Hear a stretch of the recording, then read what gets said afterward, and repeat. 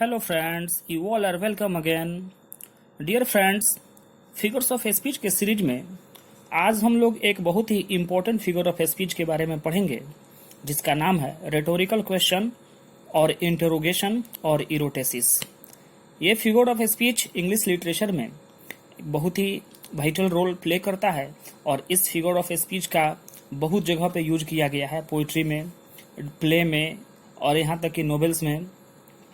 तो हम लोग सबसे पहले जानते हैं कि रेटोरिकल क्वेश्चन क्या होता है। In a simple way I would like to say that a rhetorical question is a question whose answer is obvious. Rhetorical question एक प्रकार का क्वेश्चन होता है, एक प्रश्न होता है जिसका आंसर सुस्पष्ट होता है। यानी कि जब ये क्वेश्चन किसी से पूछा जाता है तो बिना जवाब दिए ही उसका आंसर जो है स्पष्ट होता है।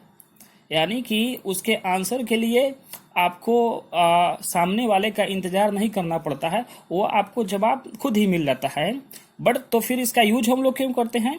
तो इसका यूज इसलिए करते हैं because when a question is asked not for the sake of getting an answer but to put a point more effectively just for the sake of rhetorical effect, it is called rhetorical question or interrogation or erotesis।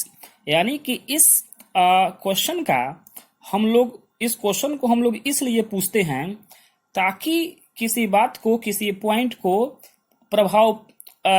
अधिक से अधिक प्रभावकारी बनाया जा सके, जिससे कि एक रेटोरिकल इफेक्ट हो।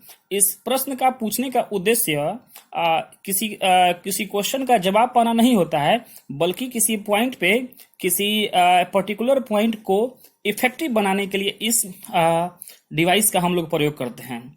फॉर एग्जाम्पल हम लोग देखते हैं विलियम शेक्सपियर का एक फेमस प्ले है द मर्चेंट ऑफ वेनिस, जिसका एक कैरेक्टर है साइलॉक। और साइलॉक अपने स्पीच में बोलता है, मोनोलॉग में अपने बोलता है, if you prick us do we not bleed. यदि तुम लोग हमको प्रिक करोगे तो क्या हम लोगों को खून नहीं बहेगा? फिर कहता है इफ यू टिकल अस, क्या तुम लोग हमें गुदगुदाओगे तो डू वी नॉट लाफ, क्या हम नहीं हंसेंगे? इफ यू पॉइजन अस, क्या तुम लोग मुझे जहर दोगे डू वी नॉट डाई, तो हम लोग नहीं मरेंगे? एंड इफ यू रॉन्ग अस, और यदि तुम लोग हमारे साथ गलत करोगे शैल वी नॉट रिवेंज, तो क्या हम बदला नहीं लेंगे? तो फ्रेंड्स, हम लोग देखते हैं कि इन सारे प्रश्नों का जवाब ऑब्वियस है, इन सारे प्रश्नों का जवाब स्पष्ट है। साइलॉक एक जू रहता है, यहूदी धर्म का रहता है, और उसके साथ भेदभाव हुआ रहता है वेनिस में, जिसके कारण ये बातें वो बोलता है।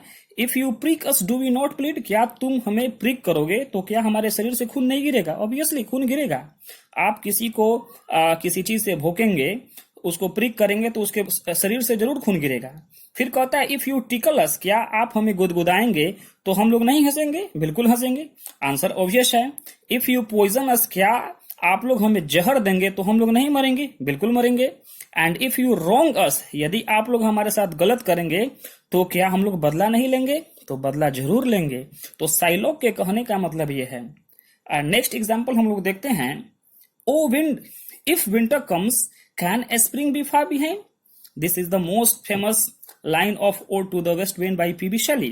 पीबी शैली साहब इस कविता में ओड टू वेस्ट विंड से पूछते हैं, पछिया हवा से पूछते हैं कि ओ हवा, क्या आज विंटर है तो कल स्प्रिंग हमारे जीवन में नहीं आएगा? Here winter refers for suffering, pain, miseries, and spring refers for pleasant life, happy nice, happiness. तो क्या आज हमारे जीवन में दुख है तो क्या सुख नहीं आएगा? बिल्कुल आएगा। आज किसी के जीवन में दुख है तो कल सुख आएगा।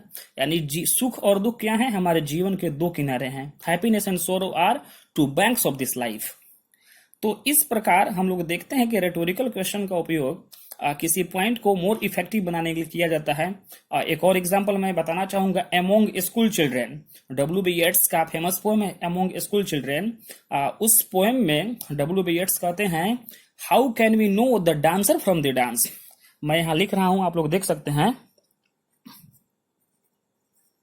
How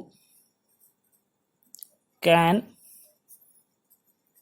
we know dancer from the dance. How can we know the dancer from the dance?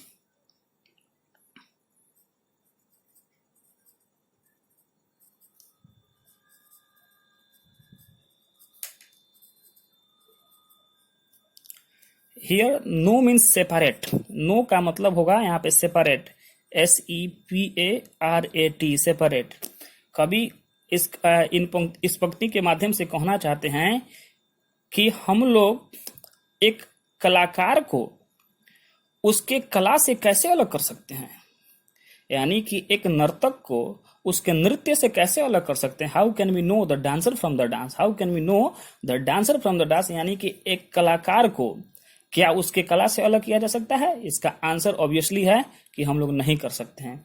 तो इस प्रकार का जब इफेक्ट होता है किसी पोइट्री के लाइन में या लिटरेचर के किसी भी जॉनर में हम लोग इसका यूज करते हैं इस डिवाइस का, तो इसे हम लोग रेटोरिकल क्वेश्चन कहते हैं या इंटरोगेशन कहते हैं या इरोटेसिस कहते हैं. थैंक यू फ्रेंड्स, मिलते हैं हम लोग नेक्स्ट वीडियो में. तब तक के लिए धन्यवाद. मेरे साथ बने रहें, मेरे चैनल को सब्सक्राइब करें ताकि आपको आने वाले और सारे वीडियोस मिल सकें. Thank you friends.